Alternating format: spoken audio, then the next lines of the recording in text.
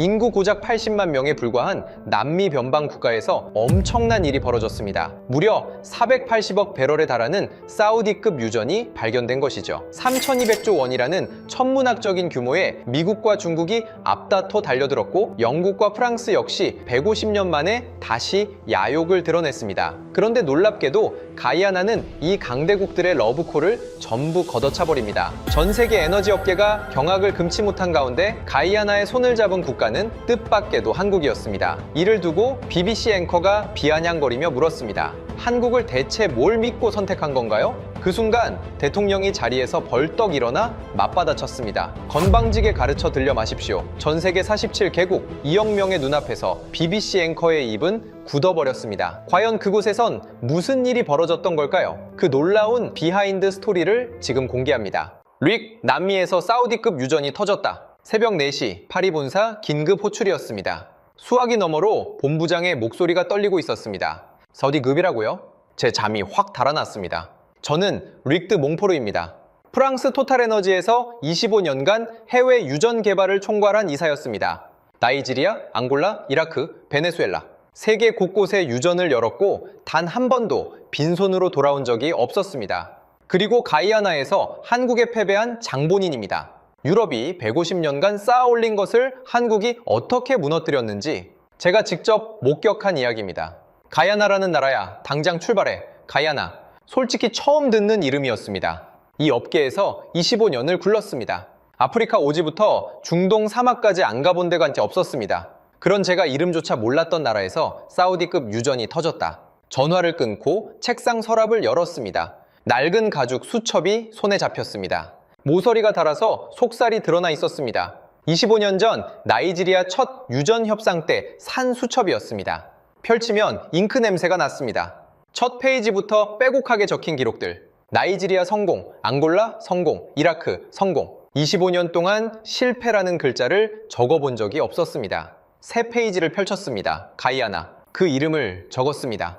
이번에도 어렵지 않을 거라고 생각했습니다. 12시간 후 저는 비행기 안에 있었습니다. 창밖으로 대서양이 끝없이 펼쳐져 있었습니다.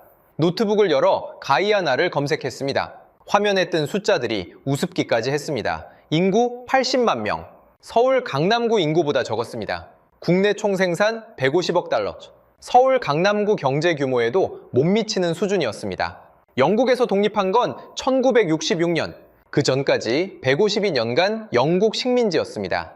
주력 산업이라고는 사탕수수와 쌀, 첨단 기술은커녕 제대로 된 공장 하나 없는 나라였습니다. 그런데 이상한 기사가 하나 걸렸습니다. 국제통화기금 발표, 가이아나 경제 성장률 62%, 세계 1위. 지구상에서 가장 빠르게 성장하는 경제라는 내용이었습니다. 석유가 터지기 시작하면서 벌어진 일이었습니다. 숫자가 말이 안 됐습니다. 인구 80만짜리 나라가 성장률 세계 1위라니. 하지만 저는 콧방귀를 뀌었습니다. 성장률이 높으면 뭘 합니까? 기술도 자본도 경험도 없는 나라인데 이런 나라가 480억 배럴을 어떻게 감당하겠습니까? 우리가 도와주러 가는 겁니다. 비행기가 조지타운 국제공항에 착륙했습니다. 활주로부터 갈라져 있었습니다. 아스팔트 틈새로 잡초가 자라고 있었습니다. 공항 건물은 허름했고 에어컨은 반쯤 죽어 있었습니다. 비행기 문이 열리는 순간 열대의 습기가 확 밀려들었습니다. 셔츠가 등에 달라붙었습니다. 이게 3,200조 원짜리 나라의 관문이라고. 저는 속으로 비웃었습니다. 호텔로 이동하는 택시 안에서 창밖을 바라봤습니다. 조지타운 시내가 눈에 들어왔습니다.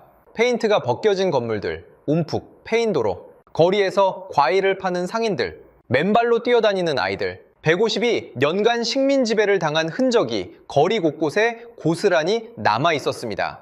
그런데 이상한 게 눈에 밟혔습니다. 거리 곳곳에 검은 양복을 입은 사람들이 보였습니다. 더운 나라에서 검은 양복이라. 미국인들이었습니다. 호텔 로비에 들어서니 중국어가 들렸습니다. 중국인 사업가들이 때로 몰려와 있었습니다. 엘리베이터 앞에서 낯익은 얼굴과 마주쳤습니다. 영국 BP의 부사장이었습니다. 몽포르, 당신도 왔군. 그가 씩 웃었습니다. 경쟁자들이 이미 다 모여 있었습니다. 맨발의 아이들이 뛰어다니는 거리와 수천억 달러를 쥔 양복들이 드나드는 호텔 로비. 같은 도시 안에 두 개의 세계가 공존하고 있었습니다. 저는 그때부터 긴장하기 시작했습니다. 다음날 아침, 대통령궁으로 향했습니다. 회의실에 들어서니 이미 자리가 꽉 차 있었습니다. 미국 엑슨모빌 남미 총괄 부사장, 중국 CNPC 특사, 영국 에너지부 장관, 네덜란드 쉘 대표, 노르웨이 에퀴노르 이사, 세계 석유업계의 거물들이 한자리에 모인 겁니다. 3,200조 원. 그 돈 앞에서 국경은 의미가 없었습니다. 문이 열렸습니다. 가이아나 대통령 카시우스 벤턴이 들어왔습니다. 60대 초반의 흑인 남성이었습니다. 체구는 크지 않았지만 눈빛이 날카로웠습니다. 회의실을 천천히 한 바퀴 둘러봤습니다. 눈이 저와 마주쳤을 때 등골이 서늘해지는 걸 느꼈습니다. 그는 누구와도 악수하지 않았습니다. 자리에 앉더니 입을 열었습니다. 여러분, 멀리서 와주셔서 감사합니다. 목소리는 담담했습니다. 하지만 그 담담함이 오히려 무거웠습니다. 우리 앞바다에서 480억 배럴의 석유가 발견됐습니다. 회의실이 술렁였습니다. 숫자는 이미 알고 있었습니다.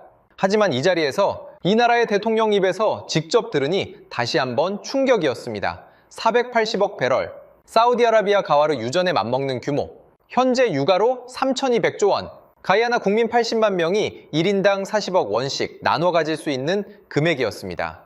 대통령이 말을 이었습니다. 하지만 우리는 기쁘지 않습니다. 회의실이 조용해졌습니다. 3,200조 원인데 기쁘지 않다고.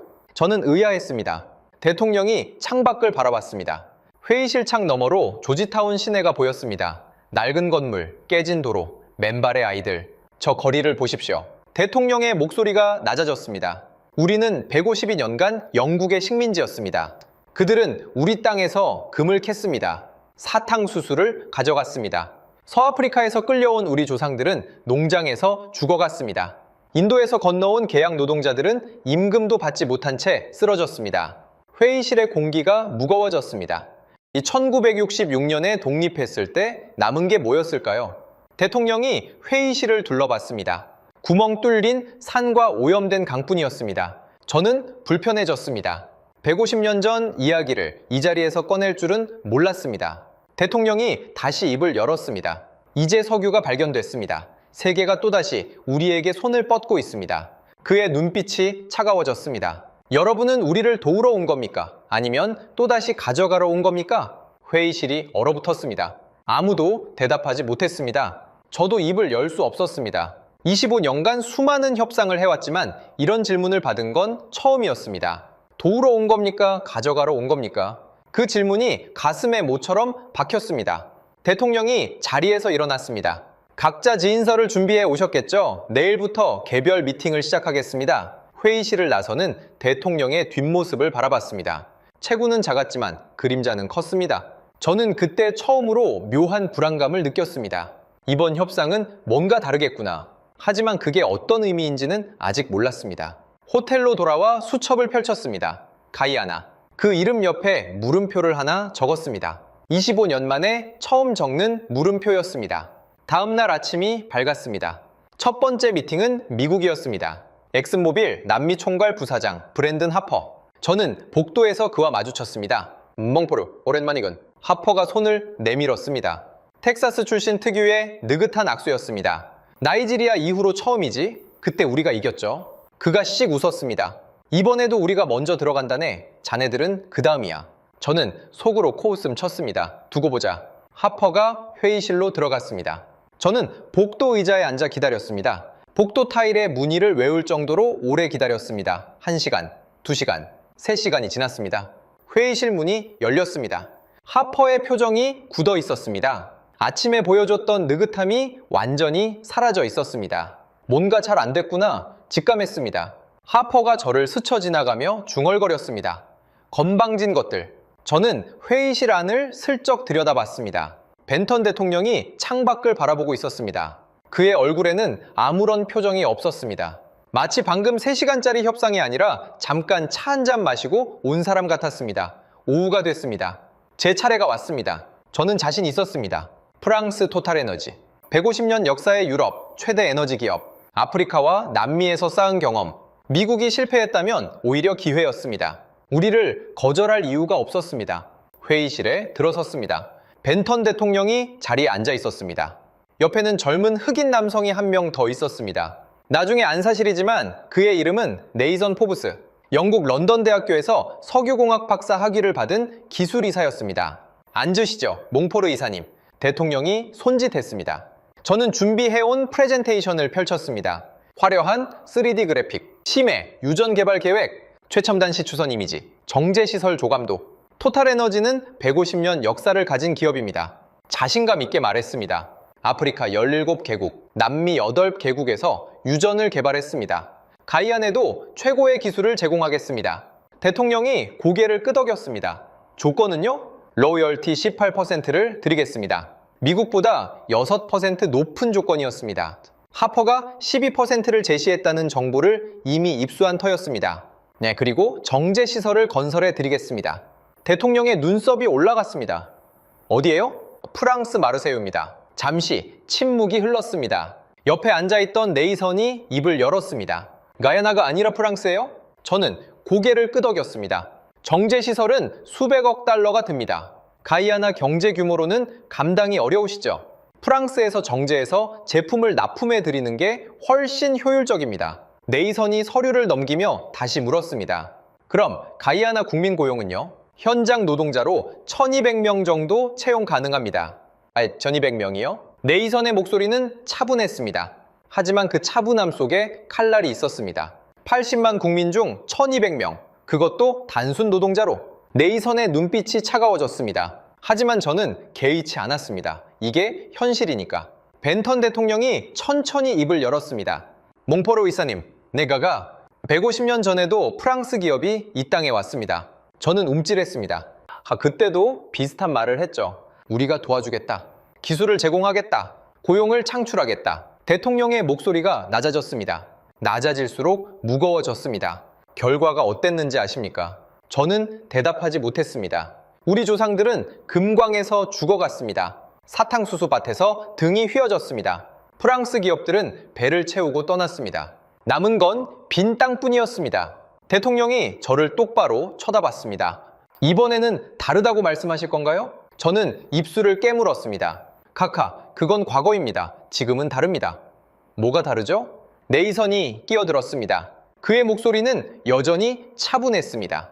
하지만 질문은 메스 같았습니다.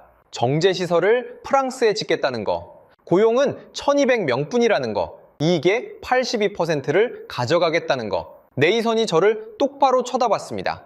150년 전과 뭐가 다릅니까? 저는 할 말을 잃었습니다. 머릿속이 하얘졌습니다. 25년간 수십 개국에서 협상을 해왔습니다. 궁지에 몰린 적은 있었지만 할 말 자체가 사라진 적은 없었습니다. 처음이었습니다.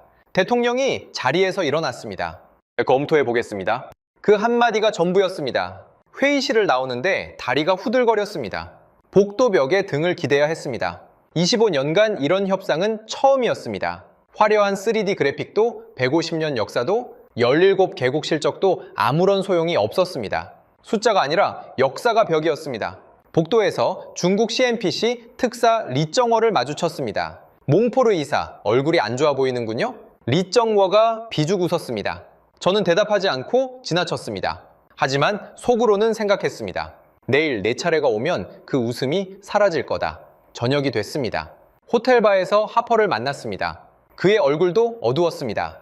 바 카운터에 둘만 남아 있었습니다. 위스키 잔에 얼음이 녹는 소리가 또렷하게 들렸습니다. 창밖으로 조지타운의 밤거리가 보였습니다. 가로등 불빛이 듬성듬성 켜져 있었습니다. 어땠어? 하퍼가 위스키를 홀짝였습니다. 12% 제시했더니 노르웨이 얘기를 꺼내더군. 노르웨이? 70년대에 북해 유전 발견했을 때 미국 기업들이 똑같은 제안을 했대. 노르웨이가 뭐라고 했는지 아냐고 물어보더라고. 저는 고개를 끄덕였습니다.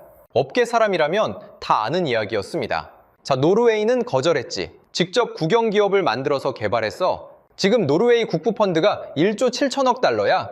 국민 1인당 30만 달러씩 돌아가는 돈이지. 하퍼가 한숨을 쉬었습니다. 그 대통령이 정확히 그 카드를 꺼냈어. 너희가 12% 가져가면 나머지 88%는 어디로 가느냐고.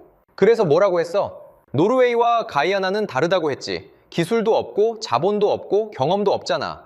하퍼의 표정이 굳어졌습니다. 그랬더니 옆에 있던 기술이사라는 놈이 끼어들더라고. 그럼 기술을 이전해주면 되지 않느냐고. 자본을 빌려주면 되지 않느냐고. 경험을 가르쳐주면 되지 않느냐고. 저는 고개를 저었습니다.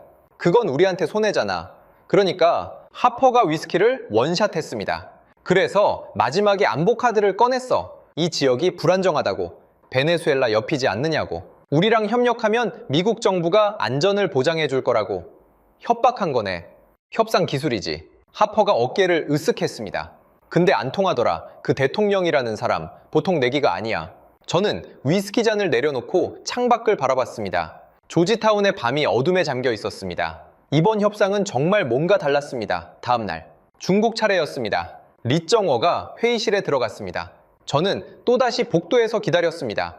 4시간이 지났습니다. 문이 열렸습니다. 리정워의 얼굴이 창백했습니다. 어제 저를 보고 비죽었던 그 여유가 흔적도 없이 사라져 있었습니다. 그의 손이 떨리고 있었습니다. 어떻게 됐어? 제가 물었습니다. 리정워가 저를 쳐다봤습니다.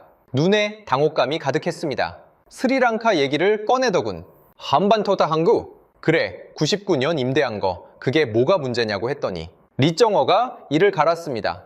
그 기술이사라는 놈이 끼어들더라고.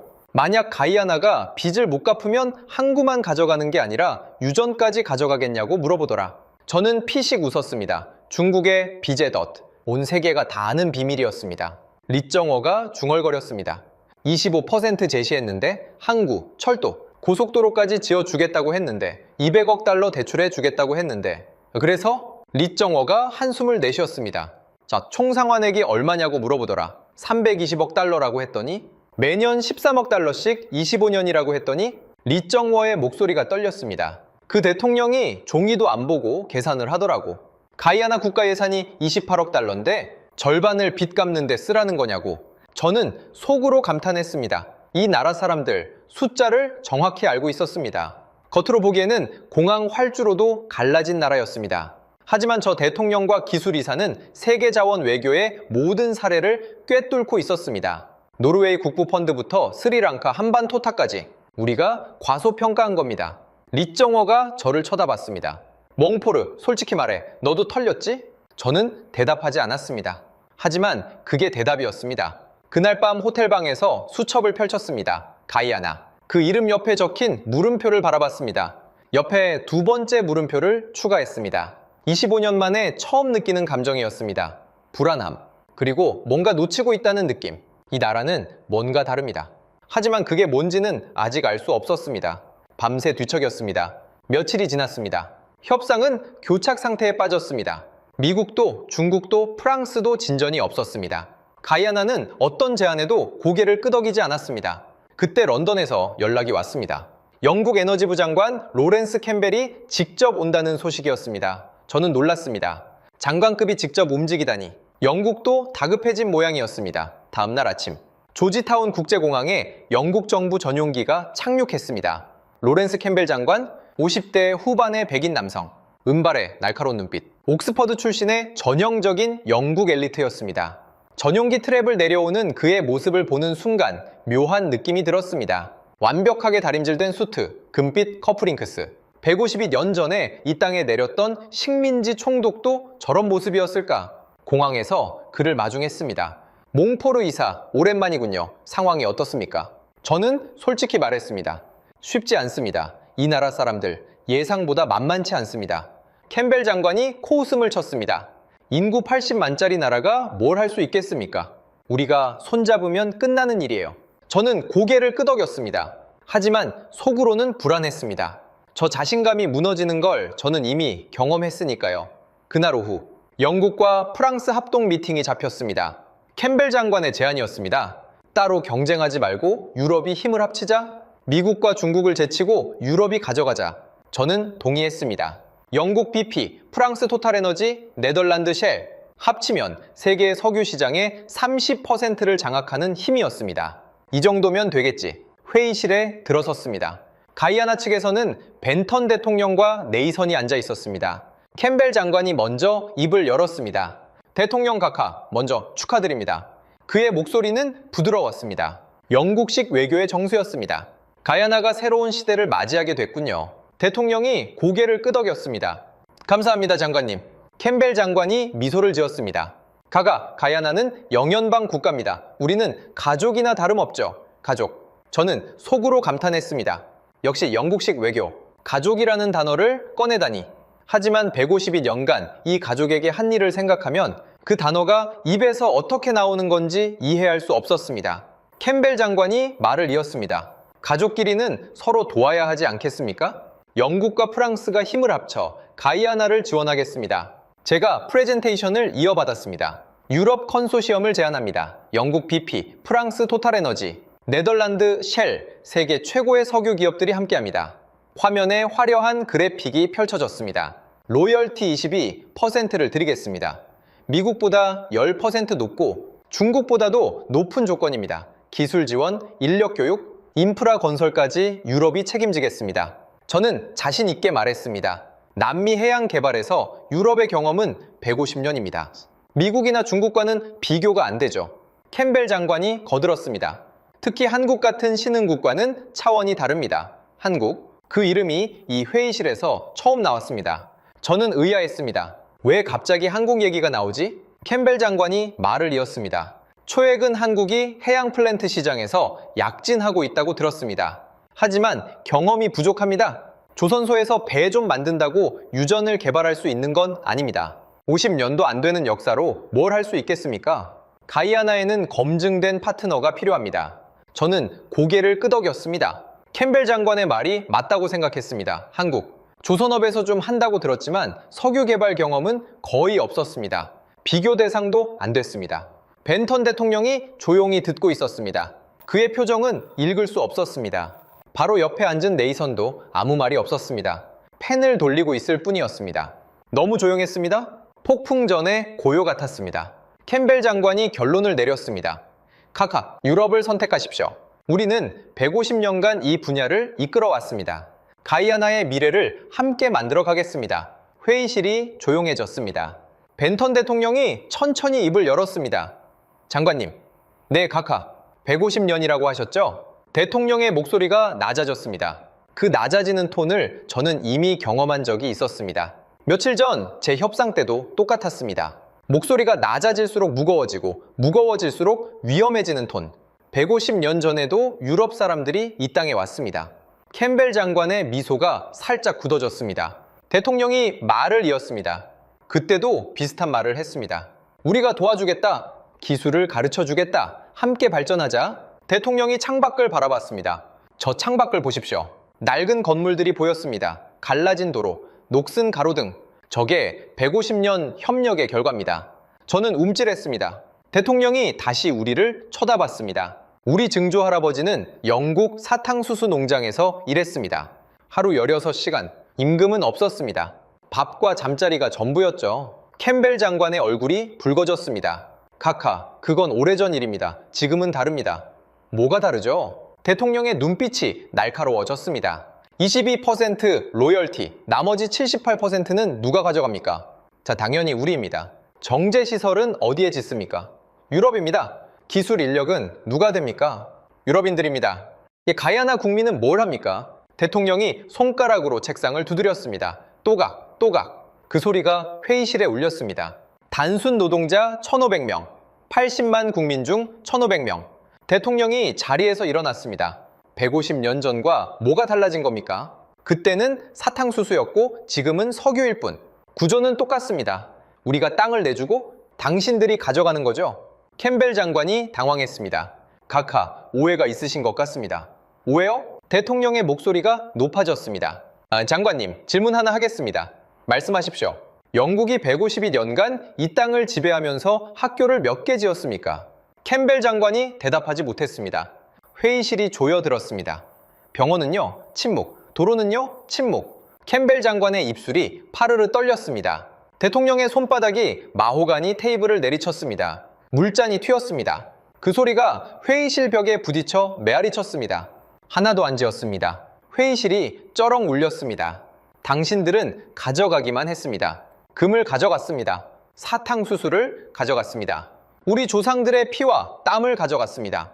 그리고 남긴 건 뭡니까? 대통령이 창밖을 가리켰습니다. 구멍 뚫린 산, 오염된 강, 문맹률 40%의 국민. 그게 152년 협력의 결과입니다. 캠벨 장관의 얼굴이 하얗게 질렸습니다. 카카, 저는 대통령이 손을 들었습니다. 장관님, 더 들을 필요 없습니다. 회의는 여기까지입니다. 나가주십시오. 회의실이 얼어붙었습니다. 캠벨 장관이 벌떡 일어났습니다.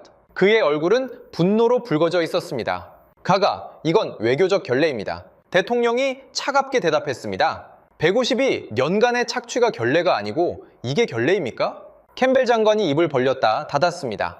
할 말을 찾지 못하는 것 같았습니다. 좋습니다. 캠벨 장관이 서류를 쓸어 담았습니다. 후회하실 겁니다, 카카. 그는 문을 박차고 나갔습니다. 문이 경첩에서 비명을 질렀습니다. 복도에 메아리가 퍼졌습니다. 회의실에 남은 사람들은 누구도 숨을 쉬지 않았습니다. 저는 그 자리에 얼어붙어 있었습니다. 25년간 수많은 협상을 해왔습니다. 하지만 장관급 인사가 회의장에서 쫓겨나는 건 처음 봤습니다. 대통령이 저를 쳐다봤습니다. 몽포르 이사님, 네, 가가. 자, 프랑스도 마찬가지입니다. 그의 목소리는 담담했습니다. 분노가 아니었습니다. 그냥 사실을 말하는 사람의 목소리였습니다. 그게 더 무거웠습니다.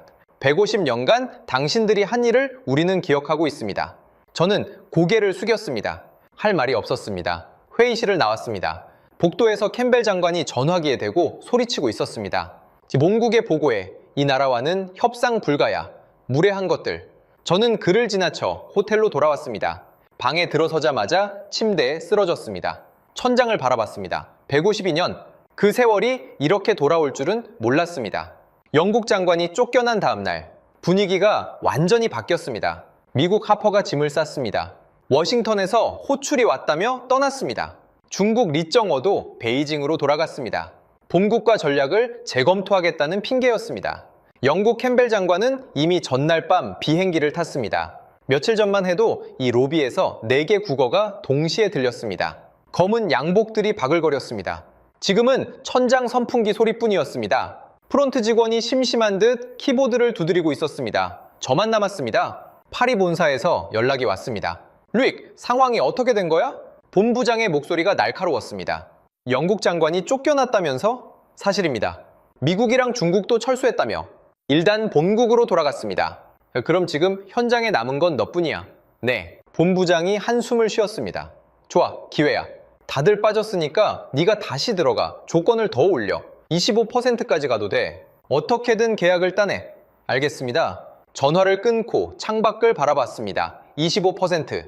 미국보다 2배 이상. 중국과 같은 조건. 이 정도면 되겠지.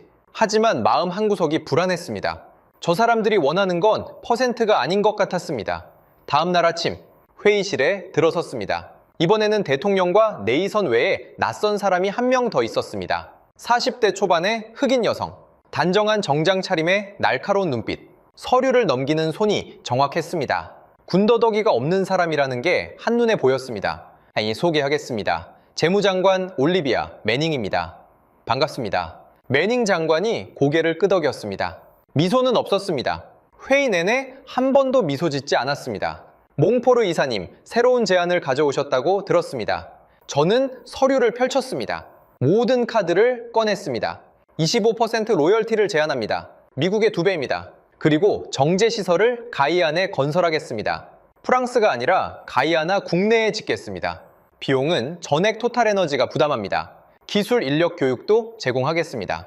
가이아나 청년 1000명을 프랑스에서 훈련시키겠습니다. 회의실이 조용해졌습니다. 매닝 장관이 입을 열었습니다. 인상적인 제안이네요. 그녀가 서류를 넘겼습니다. 하지만 몇 가지 질문이 있습니다. 정제시설 운영권은 누가 갖습니까? 저는 잠시 머뭇거렸습니다. 공동 운영입니다. 지분 구조는요? 또 토탈에너지 60%, 가이아나 정부 40%입니다. 매닝 장관이 고개를 끄덕였습니다. 그럼 의사결정권은 토탈에너지에 있겠군요. 저는 대답하지 못했습니다. 네이선이 끼어들었습니다. 이 청년 교육 프로그램 1000명을 프랑스에서 훈련시킨다고 하셨죠? 네. 훈련 후에 그들은 어디서 일하게 됩니까?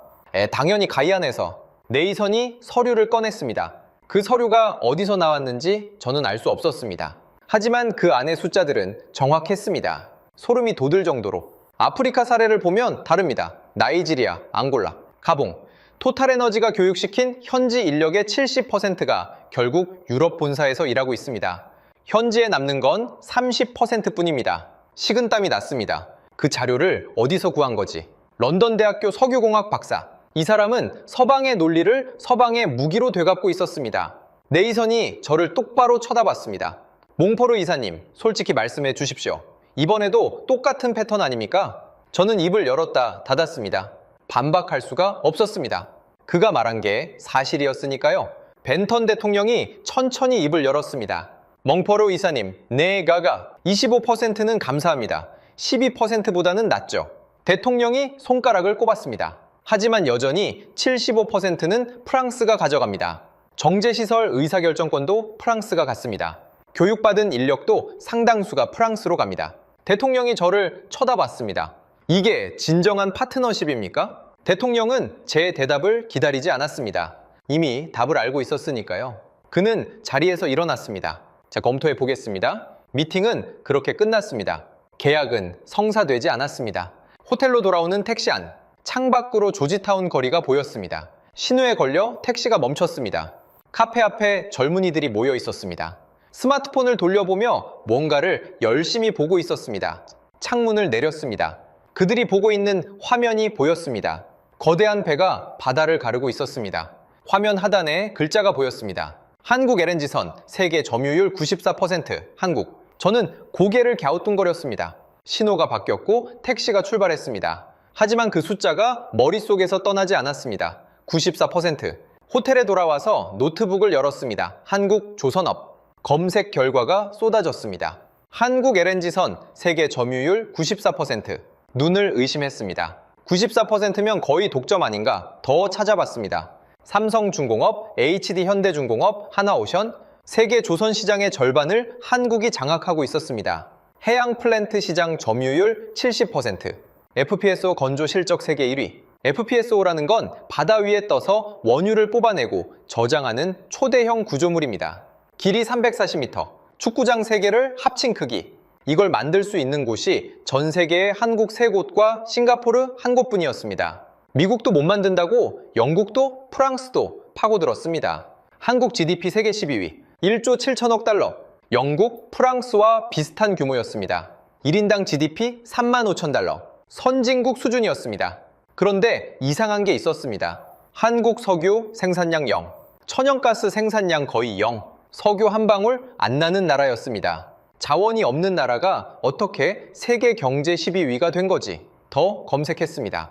한국 전쟁이 끝났을 때 1인당 GDP가 67달러였습니다. 아프리카 최빈국보다 가난했습니다.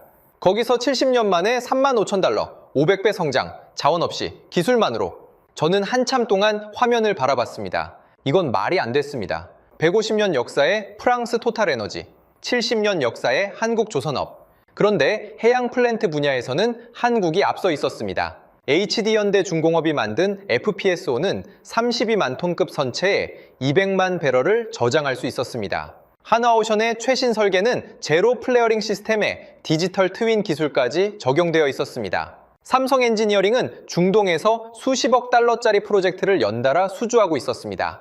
어떻게 가능한 거지? 그때 문득 깨달았습니다. 캠벨 장관이 회의에서 한국을 언급했던 이유. 조선소에서 배 좀 만든다고 유전을 개발할 수 있는 건 아니라며 깔아뭉갰던 그 발언. 그는 한국을 깎아내리려 했습니다. 하지만 가이아나 사람들은 이미 알고 있었던 겁니다. 한국이 뭘 할 수 있는지. 카페 앞에서 스마트폰으로 한국 선박 영상을 보고 있던 그 청년들처럼 다음날 아침 네이선에게서 연락이 왔습니다. 멍포레오 이사님, 네, 솔직히 말씀드리겠습니다. 그의 목소리가 담담했습니다. 유리는 한국과 접촉하고 있습니다. 저는 멈칫했습니다. 한국이요? 네네, 한국석유공사와 한국조선사들입니다.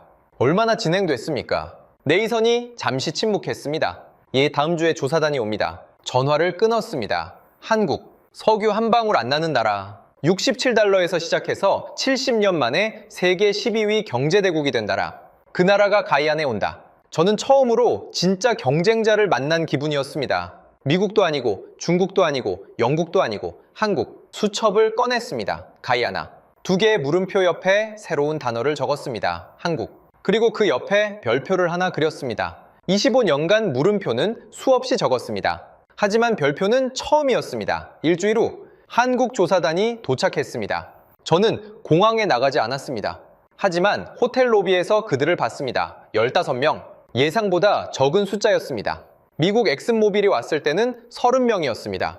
중국 CNPC는 40명이었습니다. 영국과 프랑스 합동팀은 25명이었습니다. 한국은 고작 15명. 그런데 더 이상한 건 그들의 차림이었습니다. 양복이 아니었습니다. 넥타이도 없었습니다. 작업복, 안전모, 노트북 가방, 측정 장비 케이스. 마치 지금 당장 바다에 뛰어들 것 같은 차림이었습니다. 저는 속으로 비웃었습니다. 저게 뭐야? 협상하러 온 거야? 일하러 온 거야? 그들 중 한 명이 눈에 들어왔습니다. 60대 초반으로 보이는 남성. 흰머리가 섞인 단정한 머리카락, 온화한 눈빛, 그리고 두꺼운 손. 현장에서 잔뼈가 굵은 사람의 손이었습니다. 그가 단장인 것 같았습니다. 네이선이 그를 마중했습니다. 두 사람이 악수를 나눴습니다. 멀리서 봤지만 분위기가 달랐습니다. 하퍼가 왔을 때 네이선은 경계하는 눈빛이었습니다. 리정허가 왔을 때는 차가운 눈빛이었습니다. 캠벨 장관이 왔을 때는 적대적인 눈빛이었습니다. 그런데 지금은 웃고 있었습니다. 네이선이 웃고 있었습니다. 저는 불안해졌습니다. 저 한국인들 뭔가 다르다. 다음날 합동기술 브리핑이 잡혔습니다. 가이아나 정부가 주최하는 자리였습니다. 저도 초대를 받았습니다. 아직 공식적으로 철수한 건 아니었으니까요. 참관인 자격이었습니다. 조지타운 컨벤션 센터. 오래된 건물이었지만 회의실은 깔끔하게 정돈되어 있었습니다. 저는 맨 뒷줄에 앉았습니다. 앞줄에는 벤턴 대통령, 매닝 장관, 네이선, 그리고 한국 조사단 15명. 그런데 놀라운 게 있었습니다. 미국 엑슨모빌에서 사람이 와 있었습니다. 하퍼는 아니었지만 기술팀 소속으로 보이는 엔지니어 3명, 중국 CNPC에서도 2명, 영국 BP에서도 1명, 다들 같은 생각이었던 겁니다. 한국이 뭘 들고 왔는지 보자. 브리핑이 시작됐습니다. 한국 단장이 앞으로 나왔습니다. 안녕하십니까? 그의 영어는 약간 억양이 있었지만 또렷했습니다. 자, 저는 서일현입니다. 한국해양플랜트 기술단 단장입니다. 그가 고개를 숙여 인사했습니다. 이런 기회를 주셔서 감사합니다. 저는 눈을 가늘게 떴습니다. 기회를 주셔서 감사합니다. 하퍼는 도와주러 왔다고 했습니다. 리정허는 좋은 조건을 가져왔다고 했습니다. 캠벨 장관은 가족이니까 협력하자고 했습니다. 이 사람은 기회를 주셔서 감사하다고 했습니다. 처음 듣는 말이었습니다. 서 단장이 노트북을 연결했습니다. 화면에 스타브로크 해역 지도가 떴습니다. 먼저 현황을 말씀드리겠습니다. 수심 평균 2,400m, 일부 구역은 2,800m까지 내려갑니다. 추정 매장량 480억 배럴, 원유 품질 기준으로는 경질 유급입니다. 다음 슬라이드로 넘어갔습니다. 현재까지 제한된 회수율 목표입니다. 미국 제한 65%, 프랑스 제한 65%, 중국 제한 68%. 저는 미간을 찌푸렸습니다. 우리도 65%를 제한했었습니다. 심해 유전의 평균 회수율이 60에서 70%니까 합리적인 수치였습니다. 서 단장이 잠시 멈췄습니다. 회의실이 조용해졌습니다. 한국의 목표는 다릅니다. 다음 슬라이드를 넘겼습니다. 화면에 큰 숫자가 떴습니다. 90%. 회의실이 술렁였습니다. 저는 눈을 의심했습니다. 90%? 그게 가능해? 미국 엔지니어 한 명이 손을 들었습니다. 실례합니다, 서 단장님. 90% 회수율은 현실적이지 않습니다. 심해 유전에서 그 수치는 이론적으로도 어렵습니다. 서 단장이 고개를 끄덕였습니다. 자주 흔 지적입니다. 다음 슬라이드를 넘겼습니다. 이건 한국이 개발한 향상된 석유 회수 기술 EOR입니다. 고압가스를 주입해서 지층 압력을 유지합니다. 동시에 수천 개의 스마트 센서가 실시간으로 데이터를 수집합니다. AI가 분석해서 최적의 추출 경로를 계산합니다. 안반 틈새에 남아있는 원유까지 끌어올립니다. 화면에 실제 적용 사례가 떴습니다. 브라질 산토스 해역, 적용 전 회수율 62%, 적용 후 87%, 노르웨이 요한 스베르드루프 유전, 적용 전후 18%, 적용 후 84%, 스타브로크 해역은 지층 구조가 특히 균질해서 더 높은 수치를 기대할 수 있습니다. 미국 엔지니어가 다시 손을 들었습니다.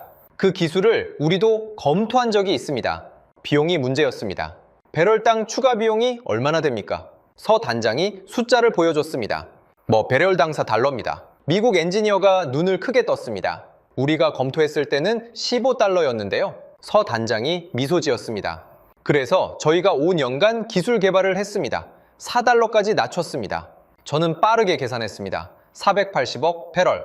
회수율 65%면 312억 배럴. 회수율 90%면 432억 배럴. 차이는 120억 배럴. 배럴당 80달러로 계산하면 9,600억 달러. 한화로 약 1,200조 원. 손이 떨렸습니다. 1,200조 원을 더 뽑아낼 수 있다고. 서 단장이 다음 슬라이드로 넘어갔습니다. 거대한 구조물 사진이 떴습니다. FPSO, 길이 340m, 폭 62m. 축구장 3개를 합친 크기입니다. 일일 생산 능력 19만 배럴, 저장 용량 238만 배럴, 설계 수명 20년, 제로 플레어링 시스템, 디지털 트윈 기반 예측 정비 체계. 서 단장이 숫자를 보여줬습니다. 현재 세계 FPSO 건조 실적 1위 한국 삼성중공업, 2위 한국 HD 현대중공업, 3위 한국 하나오션, 세계 시장 점유율 한국 71%. 영국 BP 엔지니어가 중얼거렸습니다. 질스빌 피오센터라고? 중국 엔지니어가 조심스럽게 물었습니다. 건조 기간은 얼마나 걸립니까? 24개월입니다. 24개월. 우리가 검토했을 때는 최소 48개월이었는데요. 서 단장이 고개를 끄덕였습니다. 그래서 한국 조선소의 경쟁력이 있는 겁니다. 저는 주변을 둘러봤습니다. 미국 엔지니어들, 중국 엔지니어들, 영국 엔지니어. 모두 같은 표정이었습니다. 충격, 그리고 당혹감. 서 단장이 마지막으로 말했습니다. 한국은 채굴권을 원하지 않습니다. 회의실이 다시 술렁였습니다. 채굴권은 가이아나 정부가 100% 보유하십시오. 한국은 기술 파트너로 참여하겠습니다. 수익 배분은 가이아나 70%, 한국 30%를 제안합니다. 저는 귀를 의심했습니다. 70%, 미국은 12%를 줬습니다. 중국은 25%, 프랑스는 25%, 한국은 70%를 주겠다고? 네이선이 질문했습니다. 왜 그렇게 좋은 조건을 주십니까? 서 단장이 대답했습니다. 가야나의 자원이니까요. 우리는 기술과 자본을 제공하는 대가로 30%를 가져가는 겁니다. 당연한 거 아닙니까? 회의실이 조용해졌습니다. 미국 엔지니어가 펜을 떨어뜨렸습니다. 아무도 죽지 않았습니다. 저는 자리에서 일어났습니다. 더 이상 앉아 있을 수 없었습니다. 복도로 나왔습니다. 뒤에서 영국 BP 엔지니어가 따라 나왔습니다. 그의 얼굴도 창백했습니다. 몽포르 이사님, 그가 저를 쳐다봤습니다. 이건 우리가 30년을 연구해도 못 따라잡을 기술입니다. 150년. 150년간 우리가 쌓아온 것, 70년 만에 저들이 넘어섰습니다. 기술로, 조건으로, 그리고 태도로. 한국 조사단이 돌아간 뒤 수주간의 협상 끝에 가이아나 정부는 공식 발표를 했습니다. 스타브로크 해역 개발 파트너로 대한민국을 선택한다. 전 세계가 발칵 뒤집혔습니다. CNN 속보, BBC 특보, 워싱턴 포스트, 파이낸셜 타임스. 모든 언론이 같은 질문을 던졌습니다. 경험 없는 한국이 480억 배럴을 감당할 수 있을까? 저는 파리로 돌아가지 않았습니다. 지켜보고 싶었습니다. 발표 2주 후 BBC에서 가이아나 대통령을 인터뷰하겠다고 했습니다. 하드톡. BBC의 대표적인 시사 인터뷰 프로그램. 날카로운 질문으로 유명한 프로그램이었습니다. 진행자는 앤드루 펠트. 수많은 정상들을 궁지에 몰았던 그가 직접 조지타운으로 온다고 했습니다. 47개국의 생중계, 인터뷰 당일, 조지타운 국영방송국 스튜디오. 저는 맨 뒷줄에 앉았습니다. 카메라 6대. 빨간 온에어 불빛이 대기 중이었습니다. 조명이 벤턴 대통령의 얼굴을 비추고 있었습니다. 맞은편에 앤드루 펠트가 앉아 있었습니다. 50대 중반의 백인 남성, 날카로운 눈빛, 입가에 살짝 걸린 미소. 이건 쉬운 인터뷰가 될 거야. 그 미소에는 그런 확신이 묻어 있었습니다. 카운트다운이 시작됐습니다. 5, 넷, 셋, 둘, 하나. 빨간 불이 들어왔습니다. 대통령 각하, 먼저 축하드립니다. 가이아나가 세계적인 주목을 받고 있습니다. 감사합니다. 480억 배럴의 석유, 3,200조 원의 가치. 그런데 이해가 안 되는 부분이 있습니다. 미국, 중국, 영국, 프랑스, 세계 최고의 석유 기업들이 제안을 했습니다. 가이아나는 전부 거절했습니다. 그리고 선택한 나라가 한국입니다. 네, 맞습니다. 펠트의 눈빛이 날카로워졌습니다. 한국은 석유가 한 방울도 나지 않는 나라입니다. 석유 개발 경험도 거의 없습니다. 솔직히 여쭙겠습니다. 그가 몸을 앞으로 기울였습니다. 한국 같은 작은 나라에 의존해도 괜찮은 겁니까? 저는 숨을 죽였습니다. 모든 서방 언론이 던지고 싶었던 질문이었습니다. 대통령의 표정이 변했습니다. 미소가 사라졌습니다. 잠깐요? 한국이 작은 나라라고 하셨습니까? 상대적으로 그렇다는 겁니다. 미국이나 중국에 비하면. 펠트 씨, 한국 GDP가 세계 몇 위인지 아십니까? 펠트가 잠시 멈칫했습니다. 12위입니다. 1조 7천억 달러. 영국보다 높습니다. 펠트의 얼굴이 살짝 굳어졌습니다. 한국조선업이 세계 몇 위인지 아십니까? 1위입니다. 세계 선박의 40%를 한국이 만듭니다. LNG선은 94%를 한국이 만듭니다. 대통령의 목소리가 높아졌습니다. 미국이 LNG선을 만들 수 있습니까? 펠트가 입을 열었다 닫았습니다. 아예 못 만듭니다. 영국은요? 못 만듭니다. 중국은요? 기술이 부족해서 아직 초보 단계입니다. 대통령이 펠트를 똑바로 쳐다봤습니다. 세계에서 LNG선을 제대로 만들 수 있는 나라는 한국뿐입니다. 그런데 한국이 작은 나라라고요? 펠트의 얼굴이 붉어졌습니다. 그리고 한 가지 더. 영국이 가이아나를 지배한 기간이 얼마인지 아십니까? 152년입니다. 152년 동안 영국은 이 땅에서 금을 캤습니다. 사탕수수를 가져갔습니다. 우리 조상들을 농장에서 죽게 했습니다. 독립했을 때 영국이 남기고 간 게 뭔지 아십니까? 학교요? 하나도 없었습니다. 병원요? 하나도 없었습니다. 도로요?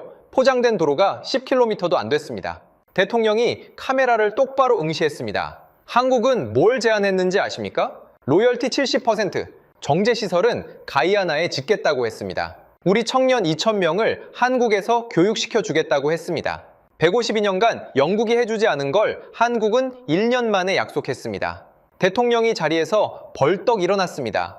펠트 씨, 그리고 이 방송을 보고 계신 모든 분들께 말씀드립니다.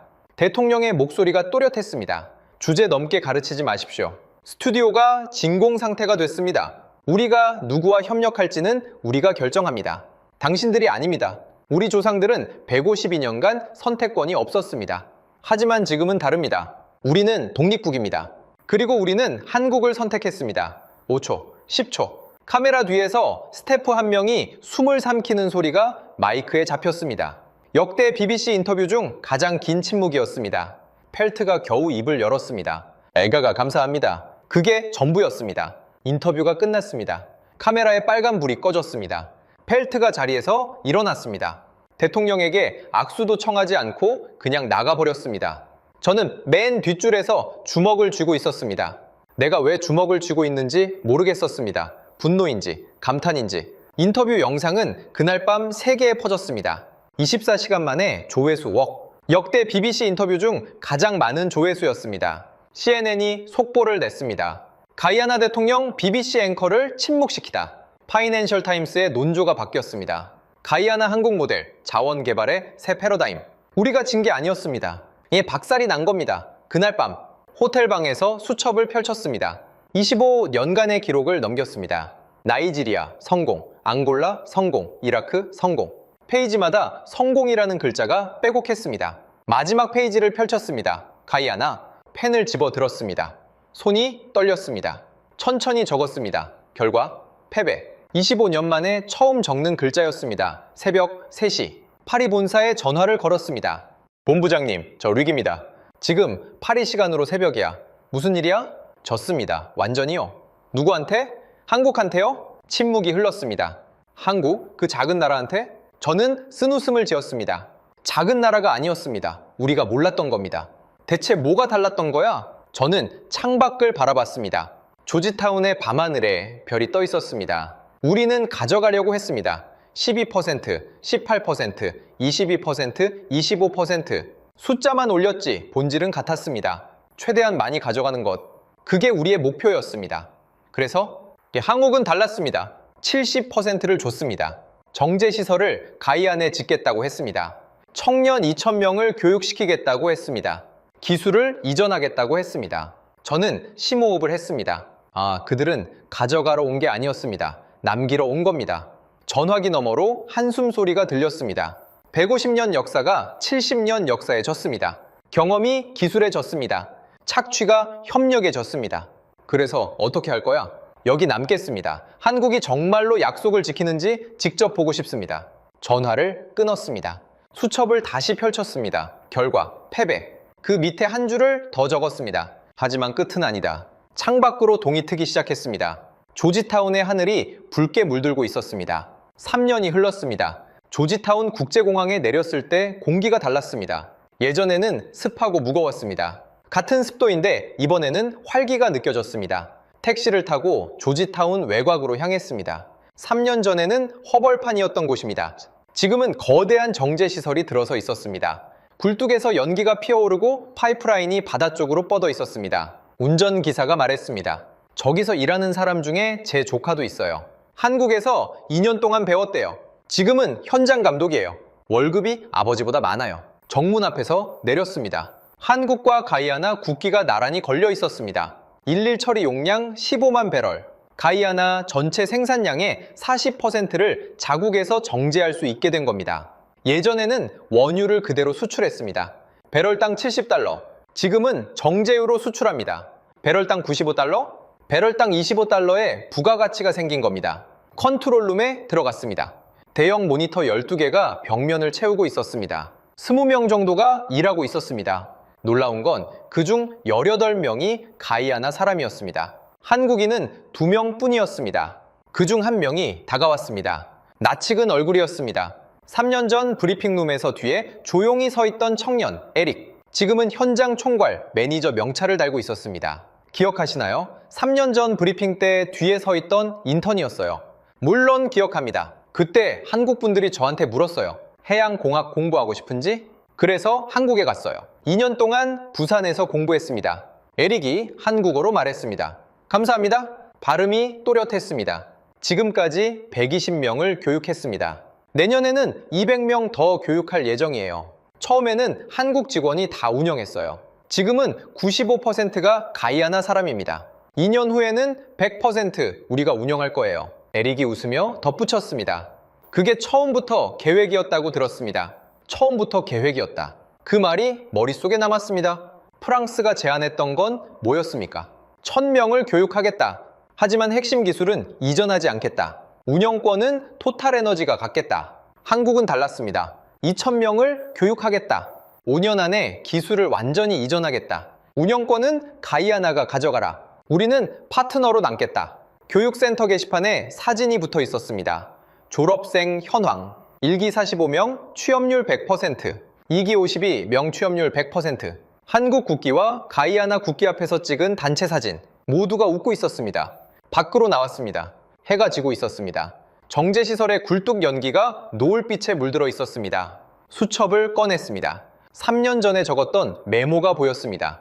결과 패배. 하지만 끝은 아니다. 그 아래 빈 공간에 적었습니다. 그들은 석유를 가져가지 않았다. 사람을 남겼다. 파리 본사에 마지막 전화를 걸었습니다. 말씀드릴 게 있습니다. 자원 개발의 정답을 봤습니다. 가져가는 게 아니라 남기는 겁니다. 공항으로 향하는 택시 안에서 창밖을 바라봤습니다. 3년 전에는 강대국들의 먹잇감이었던 나라. 지금은 스스로 미래를 설계하고 있었습니다. 출국장에 들어가기 전 뒤를 돌아봤습니다. 저 멀리 정제시설의 불빛이 밤하늘에 반짝이고 있었습니다. 한국이라는 나라, 석유 한 방울 나지 않는 나라. 하지만 그들은 기술로 세계 12번째 경제대국이 됐습니다. 그리고 그 기술을 나눴습니다. 가져가지 않고 남겼습니다. 수첩을 마지막으로 펼쳤습니다. 빈 페이지에 한 줄을 적었습니다. 나는 25년 동안 자원을 가져갔다. 그들은 3년 만에 미래를 심었다. 수첩을 덮었습니다. 지금까지 프랑스 토탈에너지 전 해외 자원 개발 총괄이사 릭드 몽포르의 이야기 어떠셨습니까? 480억 배럴, 3,200조 원, 미국, 중국, 영국, 프랑스가 모두 달려왔습니다.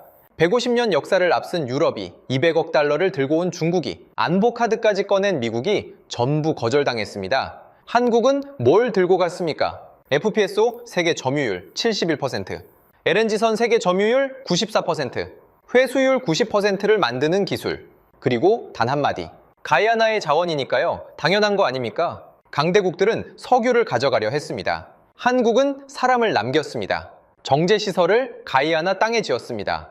청년 2,000명을 교육시켰습니다. 3년 만에 운영 인력의 95%를 가이아나 사람으로 채웠습니다. 그리고 기술이사 에릭은 부산에서 배운 한국어로 이렇게 말했습니다. 감사합니다. 석유 한 방울 나지 않는 나라. 전쟁의 폐허에서 1인당 67달러로 시작한 나라.